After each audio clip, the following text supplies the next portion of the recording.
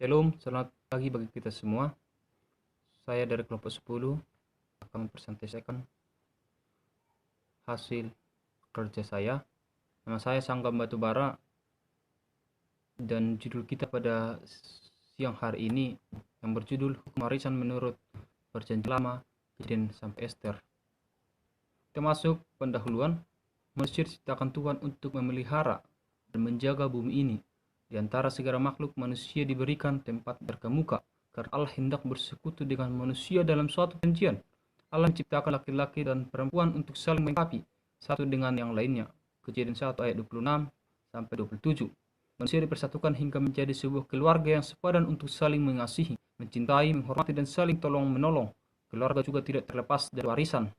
Setiap keluarga mempunyai warisan masing-masing, baik harta benda dan lain sebagainya, untuk dibagikan dan diteruskan dan dilestarikan oleh keturunannya. Dan kesempatan kali ini, pembahasan kita hukum warisan dalam kitab Perjanjian Lama, Kejadian sampai Ester, dan refleksinya dalam kehidupan kita sekarang ini.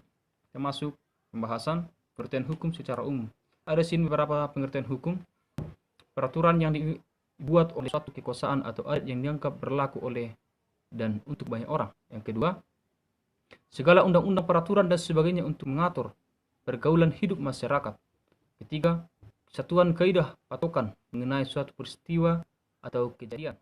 Empat, keputusan atau pertimbangan yang ditentukan oleh hakim dalam pengadilan. Termasuk pengertian hukum menurut Perjanjian Lama. Istilah umum yang dipakai untuk hukum dalam Perjanjian Lama berasal dari bahasa Latin Torah. Torah berarti pengajaran, hukum, Taurat, perintah, dan keputusan. Istilah tersebut pertama berarti petunjuk nyata dalam situasi tertentu.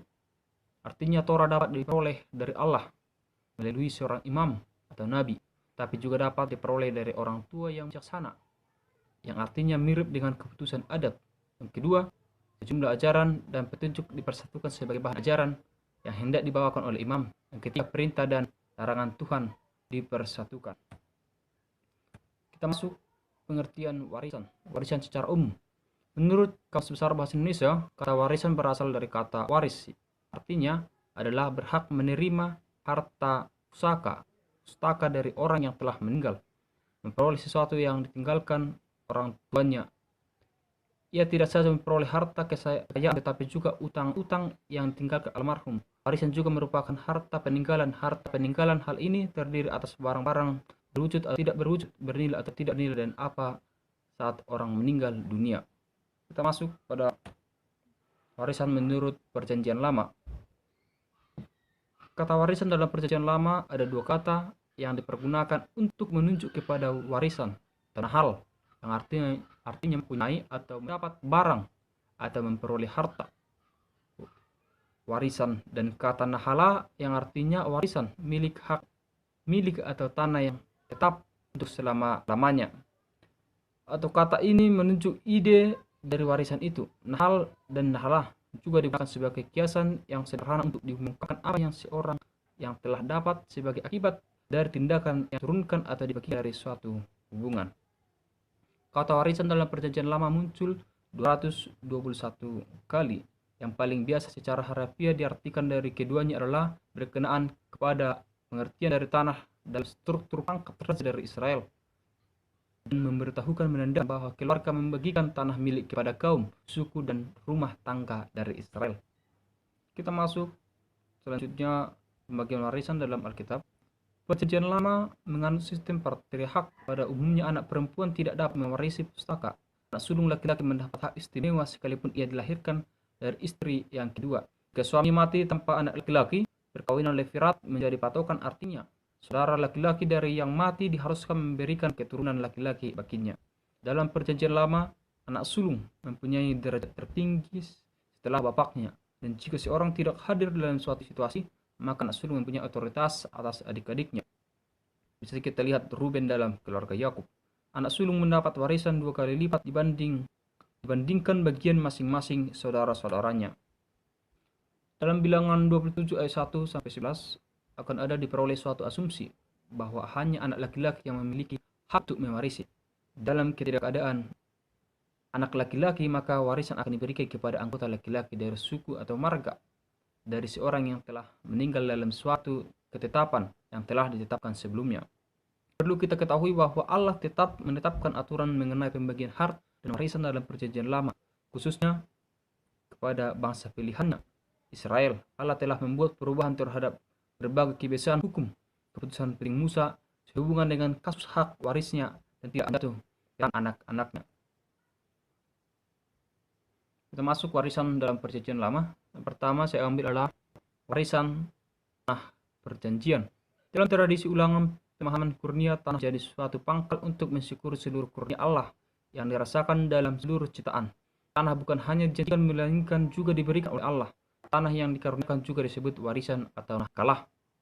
Tanah sebagai warisan menyatakan hubungan Allah dengan leluhur mereka dan mereka sendiri, dan menyatakan bahwa pemberian tanah adalah merupakan karya Allah dan hasil jasa-jasa mereka. Hal ini mempunyai akibat secara praktis di mana berkat yang mereka terima tergantung kepada sikap dan ketaatan mereka kepada Allah. Setiap bangsa memiliki tanah dan Israel memiliki tanah Kanaan sebagai warisan dari Allah mereka. Maka Kanaan juga menjadi ciri khas Israel sebagai bangsa yang beriman kepada Yahweh. Tanah yang dijanjikan dan dikurniakan harus dimiliki oleh Israel. Tanah ini menumbuhkan pujian karena semuanya baik. Keindahan dan kebaikan tanah itu mencerminkan Yahweh yang mengaruniakan tanah itu kepada bangsa Israel. Tanah yang mengalir susu dan madunya, kekayaan tanah itu bagi Israel merupakan tanda berkah yang melimpah dari Allah. Kita masuk ke yang kedua, warisan bagi perempuan. Pada umumnya anak perempuan tidak dapat mewarisi pusaka anak sulung. Laki-laki mendapat hak istimewa sekalipun ia dilahirkan dari istri yang kedua. Jika suami mati tanpa anak laki-laki, perkawinan levirat menjadi patokan, artinya saudara laki-laki dari yang mati diharuskan memberikan seluruh keturunan laki-laki baginya. Kita lihat dalam Ulangan 25 ayat 5-10. Peraturan sekarang ini memperkenalkan anak perempuan mendapat warisan. Zelofehad adalah seorang ayah dari 5 orang anak perempuan. Setelah ia meninggal dalam pengembaraan di padang gurun dan karena ia tidak mempunyai keturunan laki-laki, maka kelima putrinya menuntut warisan di hadapan Musa dan Eleazar dan dikabulkan. Dengan demikian lahirlah hukum yang mengatur bahwa hak milik seorang yang tidak mempunyai putra harus diwarisi pertama-tama kepada putrinya. Ini adalah peraturan yang diterapkan dengan mana hak milik diwarisi oleh anak perempuan bila tidak ada pewaris laki-laki. Tetapi perempuan bersangkutan harus menikah dengan laki-laki sendiri untuk menjamin garis keturunan ayahnya.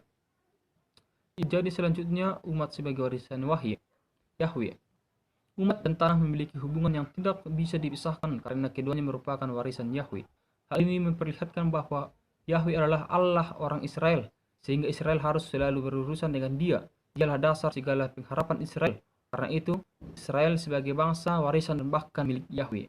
Jadi istilah tersebut mengandung implikasi bahwa baik sebagai negeri Israel adalah milik Yahweh pribadi. Di sini berlangsung suatu hubungan sehingga konsep hubungan itu menguasai seluruh hidup keagamaan Israel, baik sebagai bangsa maupun sebagai individu. Bangsa Israel satu dalam kepercayaan kepada Allah dan dalam ketaatan kepada kehendak Yahweh. Dari pihak Allah, Allah akan terlihat sepenuhnya bagi kehidupan bangsa sebagai pelindung pribadi mereka dari wabah dan kesengsaraan dan kekacauan. Allah akan terus hadir di tengah-tengah bangsa, baik dalam situasi lancar maupun dalam situasi sulit, karena ia menganggap Israel sebagai milik pusakanya sendiri. Selanjutnya hukum Taurat. Hukum Taurat merupakan ungkapan perjanjian, yaitu bahwa hukum Taurat harus mengungkapkan sifat kehidupan dalam perjanjian. Pemberian hukum Taurat merupakan sebagian dari pemberian dari tanah dari Allah sendiri kepada umatnya dalam perjanjian dalam menyatakan maksud kasih yang sama. Keluaran 19 ayat 5-6. Pemberian Taurat pada mulanya disertai pengajaran itu merupakan suatu mengungkapan sebelum merupakan suatu pengajaran. Kehendak Tuhan yang kekal itu telah tertampung seluruhnya dalam hukum Taurat. Hukum Taurat dipercayai sebagai yang didiktekan sendiri oleh Tuhan kepada Musa di Gunung Sinai. Barang siapa menaati hukum Taurat, maka ia pun sama dengan menaati kehendak Allah. Kita masuk pada refleksi teologis. Sikap pembagian warisan sering tidak ditemukan lagi karena adanya sikap yang ingin dihormati dan dihargai. Sering terjadi pembagian warisan menimbulkan konflik yang berkepanjangan di tengah-tengah keluarga saat ini. Masing-masing keluarga lupa untuk saling mengasihi dan yang menyayangi, seperti pesan Yesus dalam hukum utama adalah kasih. Pembagian warisan harus diberhenti kepada kasih, di mana kasih orang tua terhadap anak yang mementingkan kebutuhan seorang anak untuk menghidupinya. Namun di balik itu juga kadang dalam pembagian warisan sering menjadi sumber persoalan dalam keluarga. Ini juga adanya keserakahan dari seorang anak ketika orang tua meninggal, sehingga pembagian warisan bisa merujuk konflik keluarga. Warisan yang terima seorang anak dalam sebuah keluarga merupakan sebuah bukti kasih dari kedua orang tuanya. Artinya warisan yang telah diterima oleh anak itu merupakan amanat yang harus dilestarikan dengan baik. Sistem warisan dalam perjanjian lama menetapkan bahwa pembagian warisan kepada anak sulung lebih banyak daripada yang lainnya. Namun jika dilihat pada saat ini, sudah berbeda hal ini karena salah satu perkembangan zaman. Laki-laki dan perempuan adalah sama-sama anaknya, sehingga pembagian warisan dan budaya saat ini, anak laki-laki dan perempuan mendapat warisan. Sama halnya dengan bilangan 27 ayat 27, warisan bagi kaum perempuan yang diberikan oleh Musa. Perempuan mendapat warisan dari ayahnya walaupun tidak mempunyai saudara laki-laki. Kesimpulan, warisan adalah hak untuk menerima pemberian. Hak pemberian baik itu berupa harta benda. Warisan dalam perjanjian lama adalah tanah, hukum Taurat, Israel, dan lain sebagainya. Sumber pemberian warisan itu adalah Allah. Dialah yang berdaulat untuk memberikan dan mencabut warisan itu. Memberikan warisan ini mempunyai makna bahwa Allah menyediakan berkat bagi setiap orang-orang yang dikasihinya. Dan setiap orang yang menerima warisan harus mempertanggungjawabkan warisan yang diterima dan menjaga dan memelihara warisan tersebut. Sekian dan terima kasih dari